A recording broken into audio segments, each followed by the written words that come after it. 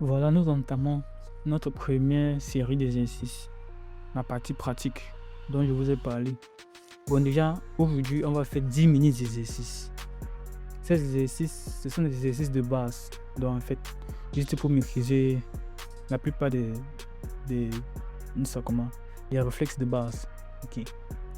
Bon, déjà, ces minutes d'exercice, c'est une minute spéciale parce que il vous aide à comprendre ce que vous voulez faire. Bon, sans plus tarder, on va commencer.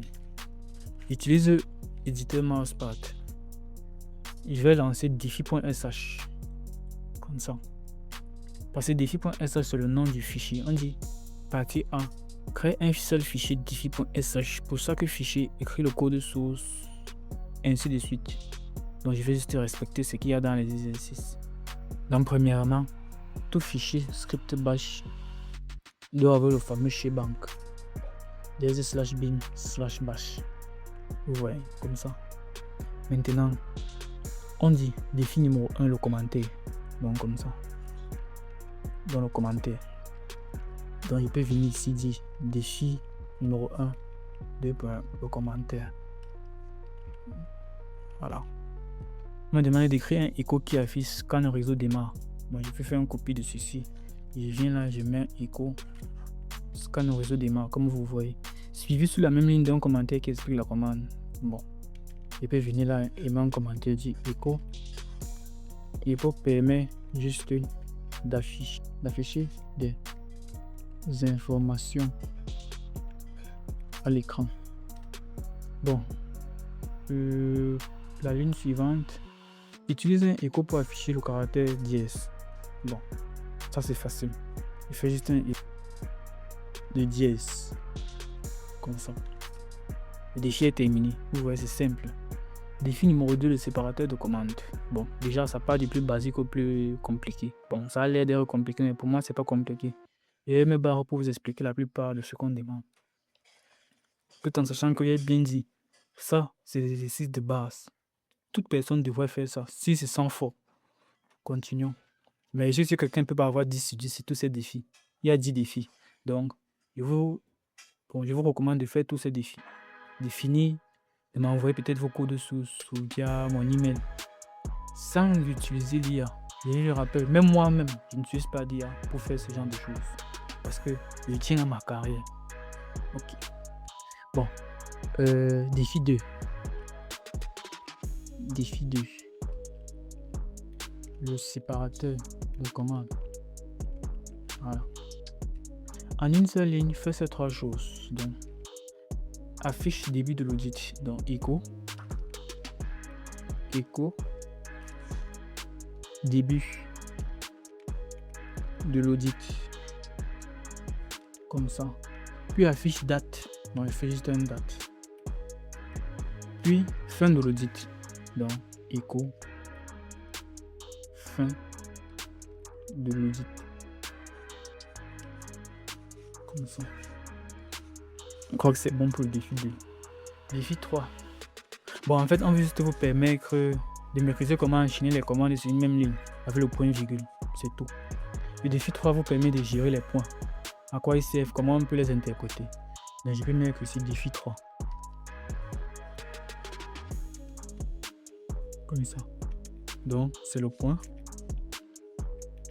Et le point.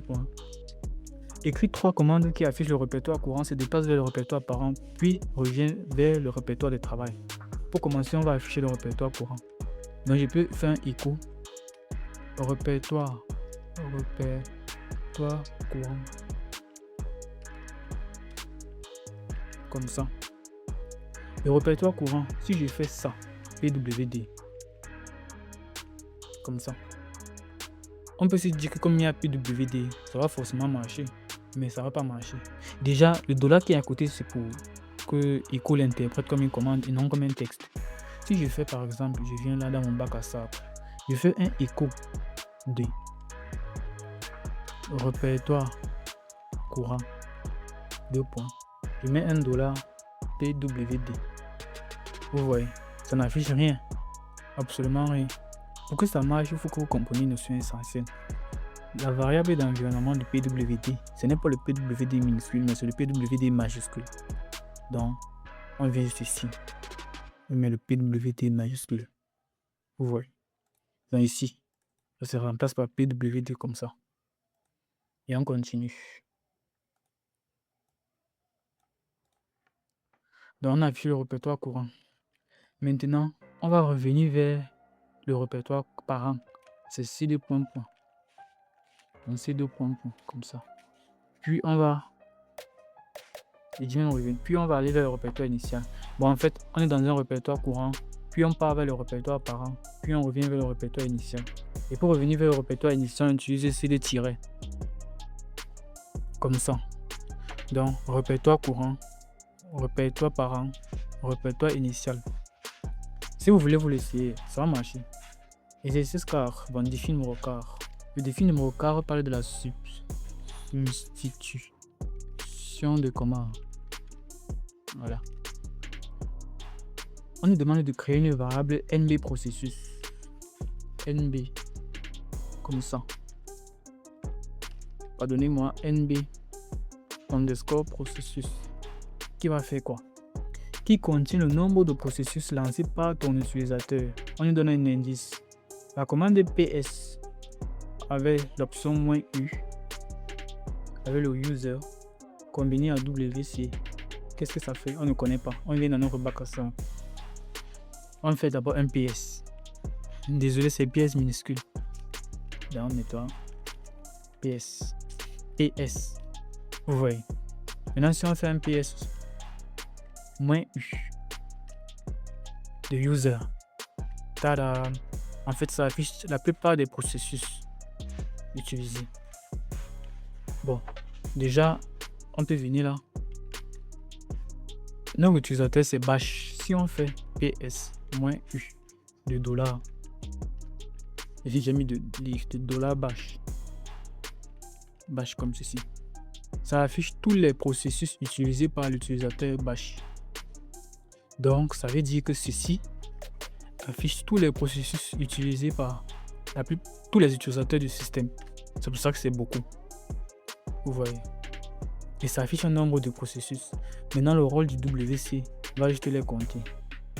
Donc, en pratique, ça devient ça. On met égal. On va faire une substitution de commande. La substitution de commande, c'est ça. CTRL-C, CTRL-V. Voilà. Dans la substitution de commande, on va dire tous les processus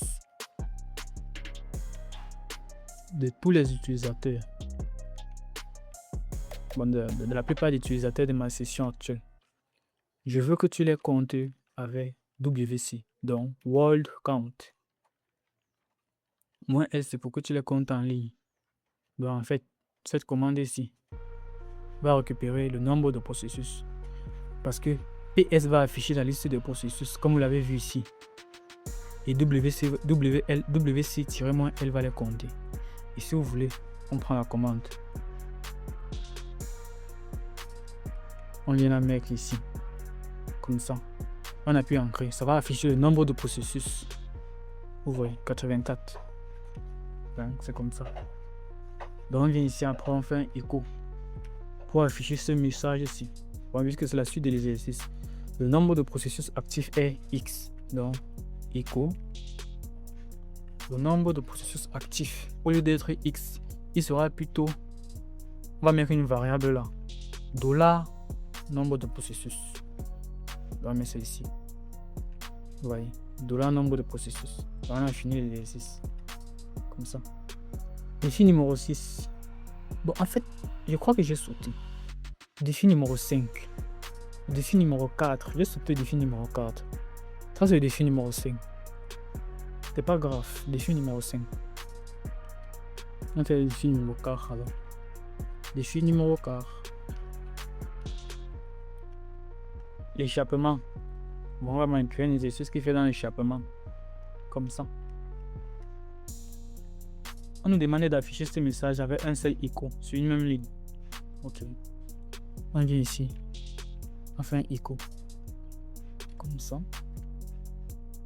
Donc, on va échapper les caractères malicieux là. Donc, il y a celui-ci d'abord. on l'échappe avec l'anti-slash. Et il y a aussi celui-ci. Et retenez qu'on échappe à gauche du caractère, pas à droite. Celui-ci. Voilà, je crois que là on est bon. Et si vous voulez un petit test, on peut venir ici. On colle. Ouais. Ça va respecter $100. Ça a mis les doubles codes sur secret.txt. Ok. Bon, l'exercice n'était pas aussi compliqué. Exercice, nous sommes dans la famille exercice 6. Exercice qui est assez intéressant. On va manipuler les 2 points, le tiret et le double tiret. Qu'est-ce qu'on demande? Utilise la substitution de paramètres pour afficher la valeur par défaut quand une variable. Bon, déjà, on est ici. On dit que pour afficher, ben on va afficher quelque chose. Qu'est-ce qu'on va afficher? On va afficher ça. Voilà, bon, attendez, pas la ligne. Regardez ça. Pour afficher une valeur par défaut quand une variable cible n'est pas définie. Qu'est-ce que ça veut dire? Ça veut dire que si on est par exemple dans un script de production et quand on a un nombre de bouteilles fixe, par exemple un script de production qui permet de produire un nombre de seaux ou un nombre de seaux de chocolat. Et dans le script, le programmeur a oublié le nombre de chocolat qu'il faut. Pourtant, habituellement, c'est que le nombre de chocolat, c'est peut-être 18. Alors, on aura donc ça. Ceci va permettre à ce que, à chaque fois qu'on sera dans plusieurs scripts qui manipulent le nombre de seaux de chocolat, on va dire ici, chocolat prend la valeur par défaut. Par exemple, comme ça. Pour dire qu'à chaque fois qu'on manipule le nombre de seaux de chocolat, ça sera toujours 20. À chaque fois. Vous voyez, toujours 20. Donc quand tu prends ça, tu mets dans ton script. Même si tu manipules la variable chocolat et que tu ne la déclares pas, tu ne mets pas un nombre, une valeur. Si tu mets seulement ça, la valeur par défaut de chocolat sera toujours 20. Mais si toi-même tu veux une autre valeur, par exemple 22, tu peux la modifier. Mais la valeur par défaut c'est 20. C'est un peu comme un plan B. Ok. Partie 2. Crée avec touche un fichier nommé suspect, commençant par un tiret. Supprime-le proprement en utilisant ceci pour indiquer la fin des options de RM. Intéressant. Donc on va d'abord venir ici, on fait une touche de suspect. Log. Vous devez savoir que cette commande ici elle ne va pas marcher. Ça va retourner une erreur de syntaxe. Si on vient dans notre bac à sable, on la colle. Vous voyez. Si j'appuie en que ça ne marche pas, option invalide.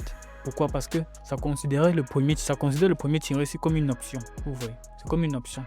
C'est un peu comme si vous faites un ls-al. En fait, ça considère le premier si c'est une option. Pour que ça crée ce fichier sans que touche ne considère ça comme une option, on va mettre un double tiret. En fait, le double tiret va permettre que tout ce qui vient après ça soit considéré comme un texte littéral. Vous voyez, c'est un peu ça. Et si j'appuie en créer, va marcher maintenant. Et dans mon bureau, ça a créé suspect.log qui commence par un tiret. Ici, je passe, vous allez voir, ça commence par un tiret ici. Là. Bon, on va le supprimer, ne nous sert pas. Donc, ici, fais ça. Là, maintenant, on est bon. Bon, revenons. Maintenant, on nous demande de le supprimer. Même chose. Pour le supprimer, on va faire ici. Suspect.log. Donc, pour que RM le supprime sans considérer tout ce qui vient là comme les options. Bon, défi numéro 7. Dans un dossier test.log, test_log, que tu crées, génère avec touche les fichiers suivants. Authentification.log, authentification. Bon, on vient là. On va les créer. Donc, dans un dossier que tu crées, pour commencer, on va créer le dossier avec mkg. Le dossier s'appelle test.log. Puis, avec touche, on va créer authentification.log. Faites tout ça. Ok, bon. On va faire... Si on vient dans notre bac à sable, on fait touche comme ceci. Donc on va mettre le premier, espace le deuxième, espace le troisième et le dernier. Voilà, comme ça. Vous voyez ça tout créé là. Ça veut dire que cette commande ici marche. On peut la copier, on la met dans notre script. Aussi simple que bonjour. Donc on vient là. On fait ça. Voilà ça. Maintenant on nous dit, puis écrit deux commandes ls séparées. Donc on fait ça comme ça. Par la ligne. Deux commandes ls séparées. Une qui liste tous les fichiers .log. Donc ls de tous les fichiers .log comme ça. On met l'astérisque là. Donc liste-moi tous les fichiers .log. C'est simple que bonjour. Et si vous voulez même la preuve, on repart tout dans notre bac à ça. ls astérisque.log. Vous voyez, ça va afficher tout ce qui est .log. Bon, maintenant, une qui liste authentification 1.log, 2.log, pas 10.log, grâce au point d'interrogation. Donc c'est aussi simple. Donc ça sera juste ls de authentification point d'interrogation .log. Maintenant, je vous explique.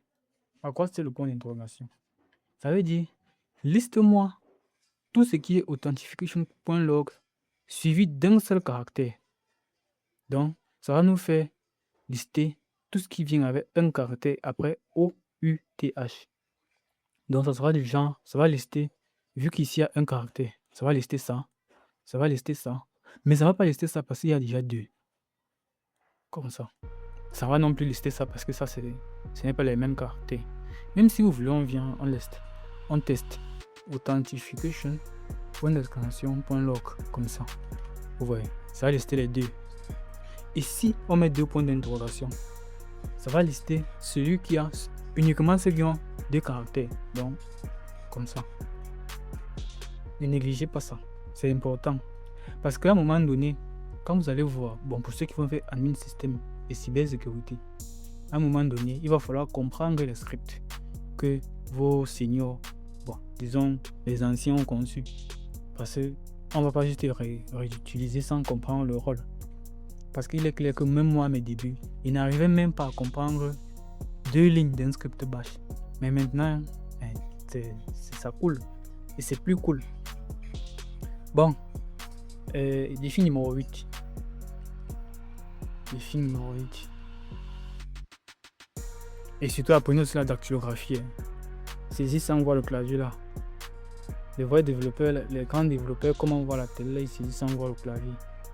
Ça aide. Bon, défi numéro 8. $, substitution de commande, voilà de retour. De la dernière commande. Bon, crée une variable service qui prend la valeur SSH. Ok, ça commence à devenir intéressant. Crée une variable service qui prend la valeur SSH. Bah, il y a les guillemets. Si il met SSH comme ça ne sera pas bon. SSH. Puis affiche sa valeur avec $service. Coller directement à du texte. Par exemple, analyse du serveur du service SSHD config. Ok, donc on fait comme ceci. Echo. Analyse. Donc en fait, pour eux c'est analyse du service SSH config. Pour nous ça sera analyse du service SSH. Puisque pour nous c'est comme ça. Donc analyse du service. Deux points. On va mettre ça dedans. Mais on va utiliser ceci. Une substitution de commande. Comme ça. Donc au lieu de faire ça, on va plutôt mettre ça dans ces accolades. Pourquoi? Pour éviter l'ambiguïté. Pour éviter l'ambiguïté. Donc, si vous mettez ça, ça va marcher. Mais pour éviter l'ambiguïté, il vaut mieux mettre les accolades. C'est beaucoup plus spécifique. Donc ça va vraiment permettre à Bash de comprendre que là, je dois chercher cette valeur. Donc, analyse du service SSH. Bon, si vous copiez ça, vous mettez ici, comme ça. Vous voyez. Ça a exécuté tout ceci et ça a dit analyse du service SSH. Petit 2.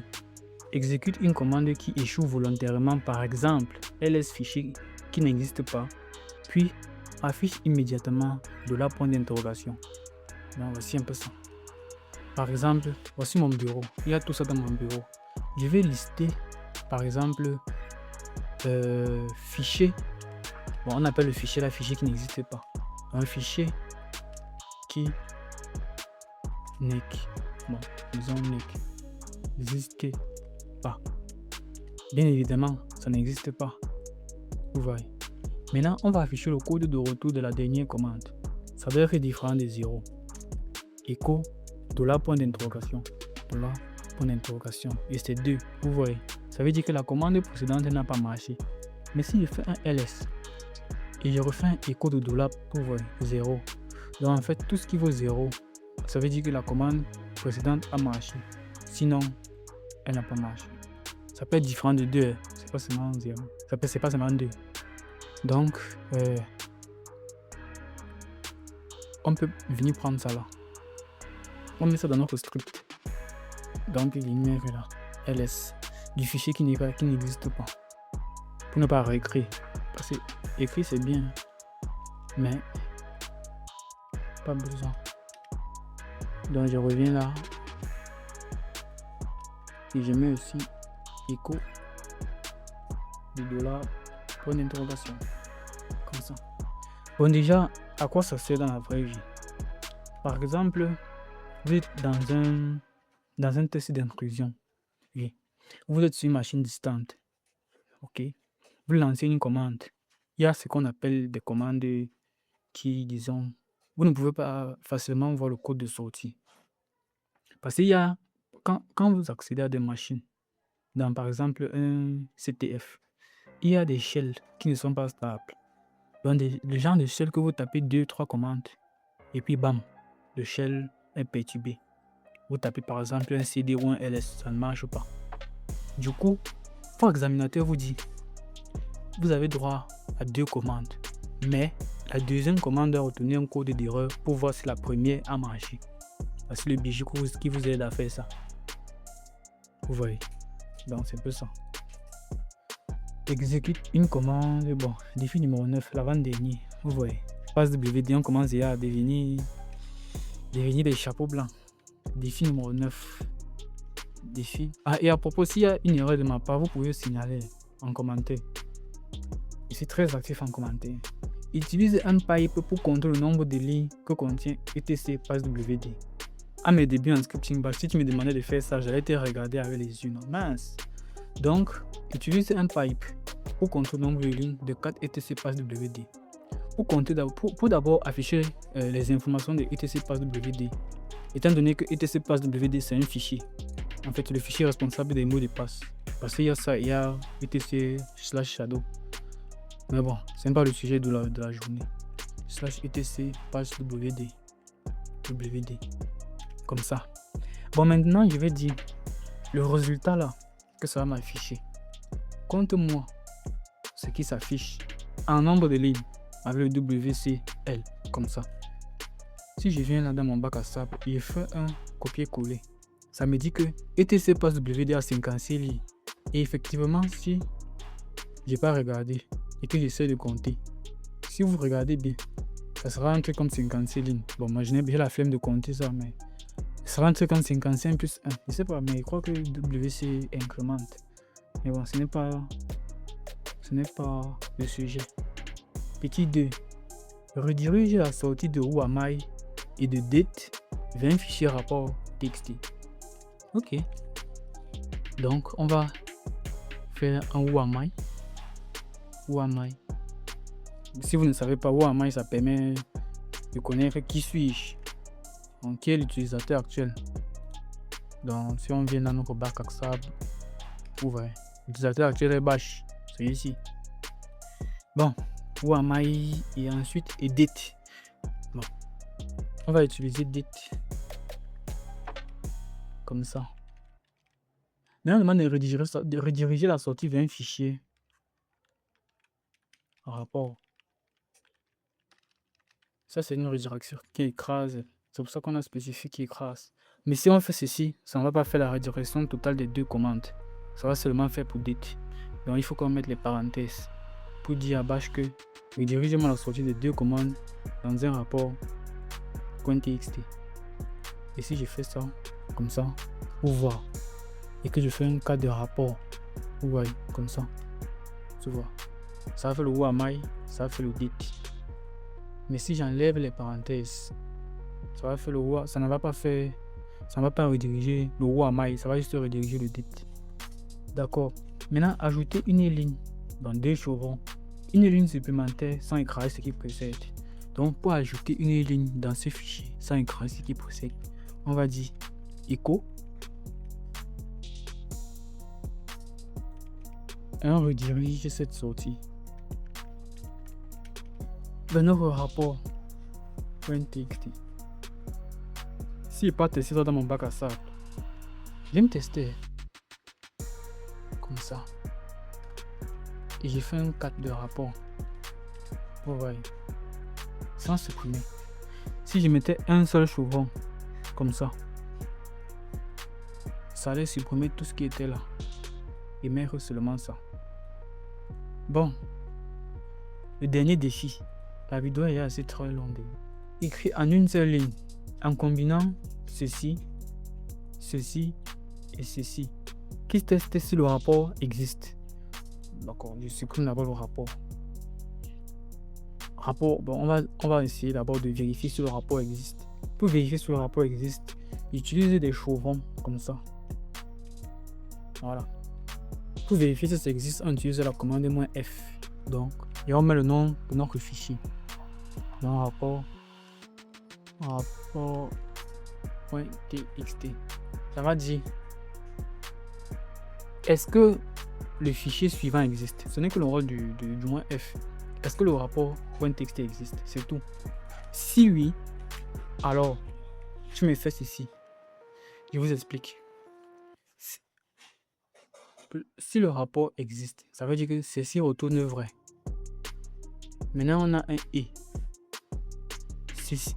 Et veut dire que la suite ci sera exécutée si ça marche dans la suite ci.